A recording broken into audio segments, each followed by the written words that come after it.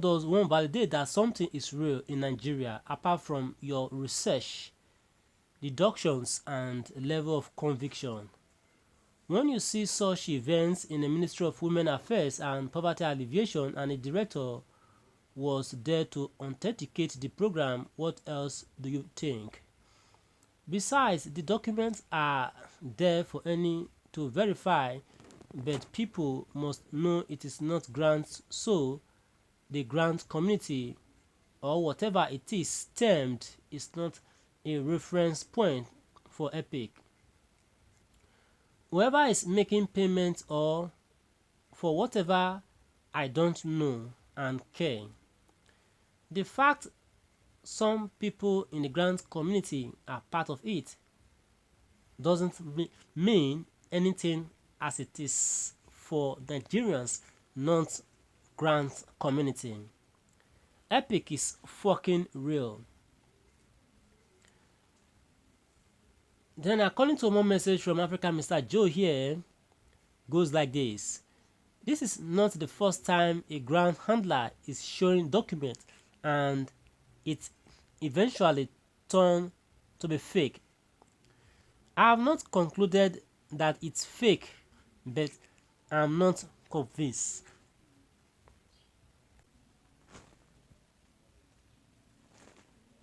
Convinced or not my business. Everything in Nigeria is not fake.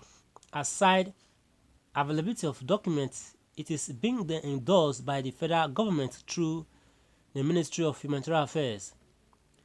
If it turns out to be fake, it is safe to say the government through the ministry scammed Nigerians, not even grant community. Besides, it's not a grant. Okay. This is according to Africa Mr. Joe. Let's look at other reactions to this. Then another here from Africa Mr. Joe, or rather from Ak Samuel, reacting to Africa Mr. Joe comment here saying let's cross our and keep watching. Let's cross our and keep watching.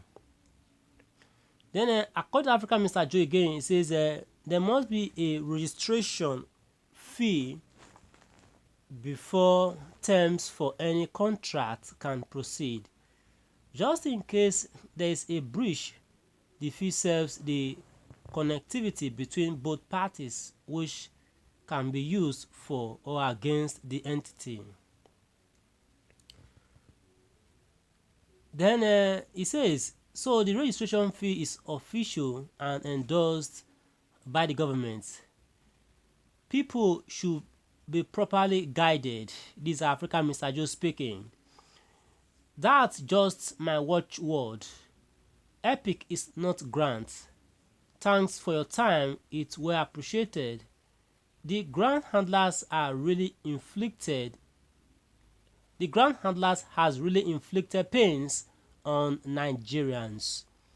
Most can't reason properly anymore.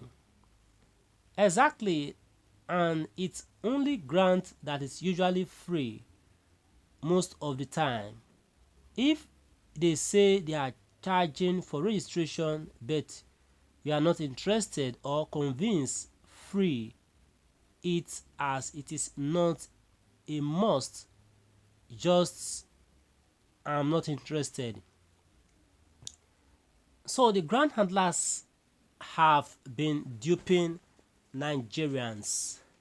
However, the EFCC is carefully studying this pattern of crime.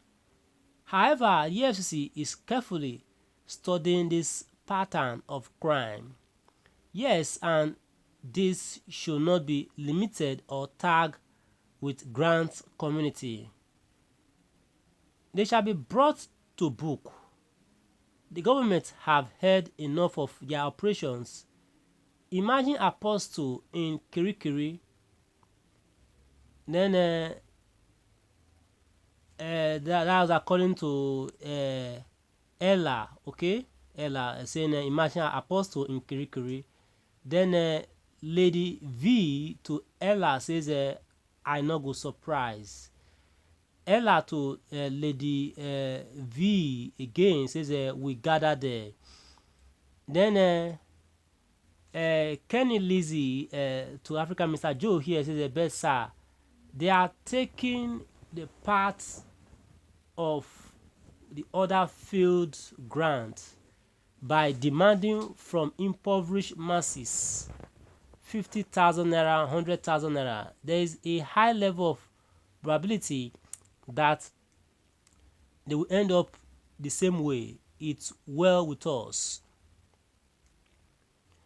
Then another here from Africa, Mr. Joe says, why not ignore them? Why not ignore them? And then there's a reaction here from Admishura to Kenny Lizzie saying, you need a lecture to know some certain things.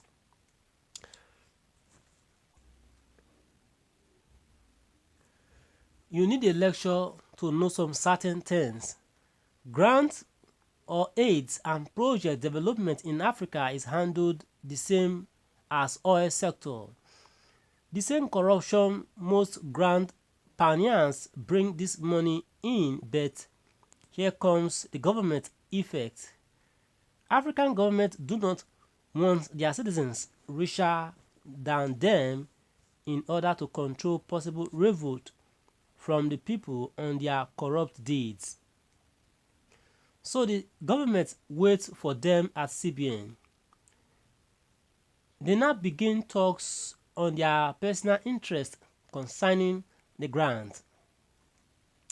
So if you don't agree, the fund is seized.